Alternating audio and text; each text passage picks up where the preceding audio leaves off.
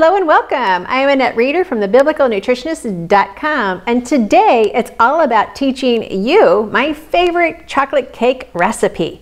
So good, so delicious, and yes, high fiber, got some protein in it, and it is just so scrumptious. You're going to love it. I call this my chocolate jubilee cake, but many times we will post it as the no sugar added chocolate cake that tastes amazing. Or we might even post it as this is the best chocolate cake you'll ever have. You never know what we're going to post it as, but here's what I can tell you, and I can promise you, it tastes really good. And that's what matters. So let's get started.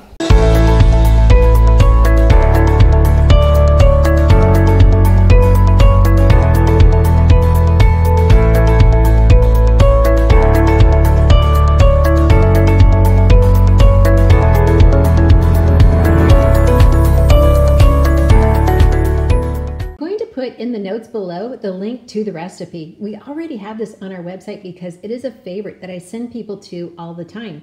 Now, as you can see by all of these ingredients that I already have ready to go, there is quite a lot of different ingredients to prepare for this recipe. So once you do the prepping, which is the shredding and the cutting, you're going to have an easy time making this recipe.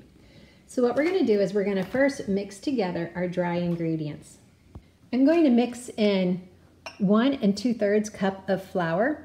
I really love to use spelt flour. It's just so flavorful, has a little bit of a sweet hint to it. Other flours would be good as well, especially kamut. You could use hard white. You could even sprinkle in some amaranth, some millet, all kinds of delicious things. To this, we're going to add 3 teaspoons of baking soda.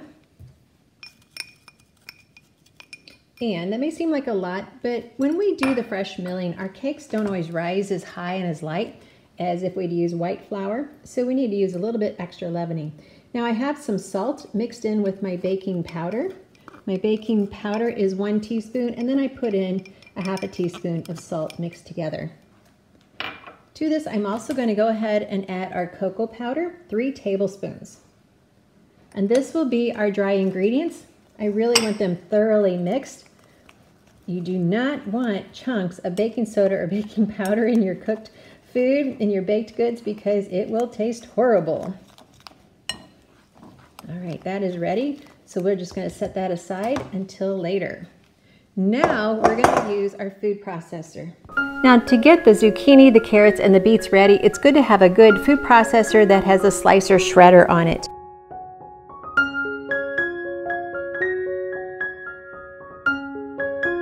Now that we have our vegetables shredded, we're going to go ahead and mix up these ingredients. This requires a really good food processor because of the dates. So we're going to go ahead and add the dates into our food processor and also some of the plums. It's really good to get these nice and mixed up. I just dropped a few. Get these blended really creamy because that's going to make a big difference in our cake. The creamier they are, the better that's going to blend into a good texture for the cake.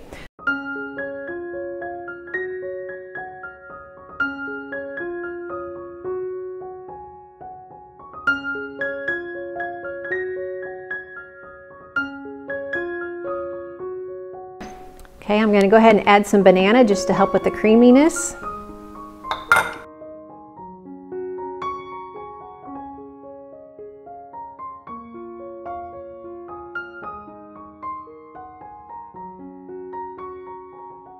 While that's blending, I'm going to add the cherries. Now the cherries have been sitting for a little bit, so we do have the juice, and that's going to take the place of part of the water that's in the recipe. We're going to use that as part of our water, so that right there is 1/4 cup of juice.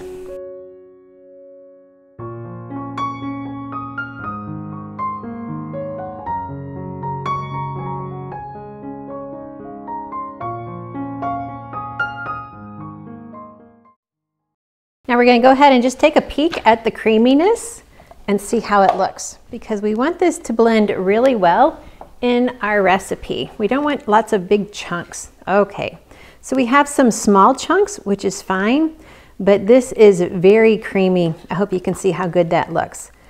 Now it already looks chocolatey, and there's no chocolate in it. It's just the darkness of the prunes and the dates. There we go. Yes, delicious. we are ready for the next step.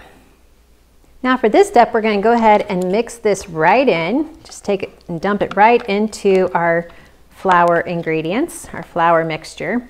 I hope you have a good food processor for this recipe. Otherwise, if I had to do this by hand, I would not make this recipe. I really just want the creaminess of these mixed fruits. We'll mix this all in, and then we're going to go ahead and start adding in our sliced, finely sliced zucchini, carrots, and beets. Mix this all in. We're going to go ahead and add our vanilla, 2 teaspoons of vanilla. We have some coconut, a half a cup of coconut. Now remember, I've already added in 1/4 cup of liquid because of the cherries. So now I'm just going to add in 1 cup of liquid.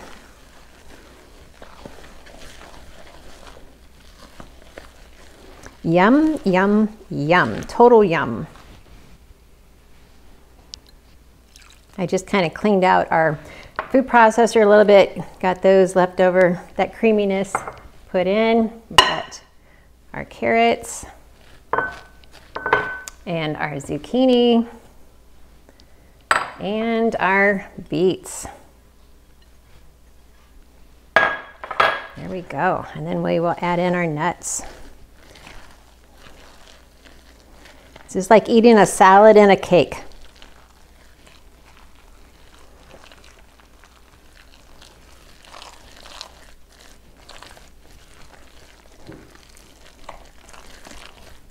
Now once it bakes, you're not going to see those vegetables hardly at all. In fact, unless people are just very sensitive to those flavors, I don't even know they're going to be in there. They're not going to recognize them. And then we're going to add our nuts. I'm using walnuts today. Typically I use pecans because they're my favorite. But you know what? Sometimes it's fun to change it up. And walnuts do really well in this recipe.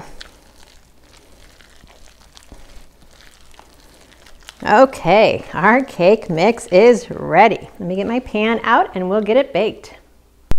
I've sprayed our 9 by 13 pan and we're just going to put all of this cake batter right into this pan. I already have the oven preheated to 350. When you look at the recipe calculations for Nutrition Facts, it's going to say very high calories. When we do this with freshly milled wheat, freshly milled flour, the calorie count is not accurate. And plus, it always calculates the coconut as being a sweetened coconut. And it's just a standard format that we use in our recipe blog, but the calories are a lot less than what it says.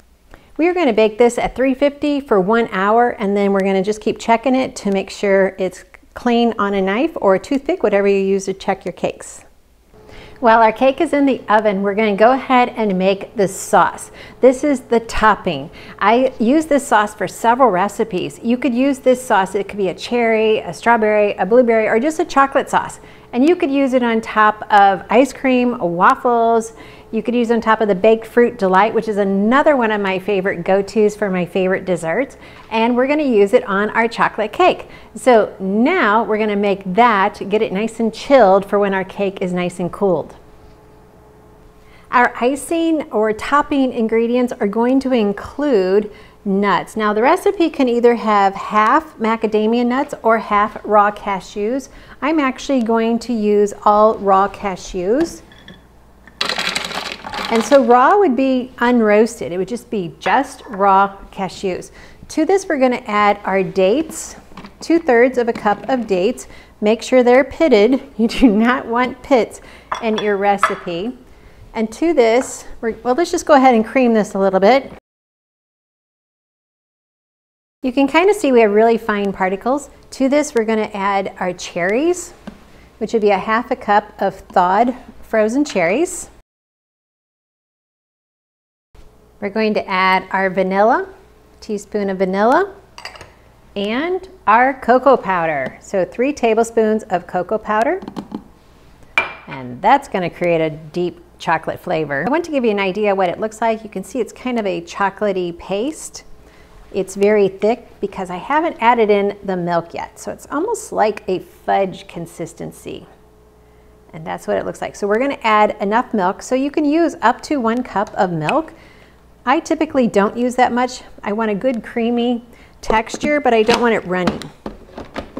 So we can put our food processor back on our Bosch, and I'm just going to pour in about a half a cup. Now you may need to scrape down the sides a little bit to make sure, because that was such a thick chocolatey texture. So I'm going to go ahead and scrape down the sides of the bowl. You can see that kind of mixing in there. Okay, now we're ready to add in a little bit more milk and we will be done. Yum, doesn't it look good? So here is our creamy chocolate cherry nut topping. Can't wait to try that on the cake. So here we have our delicious cake, and you can just see the topping just kind of oozing over the side.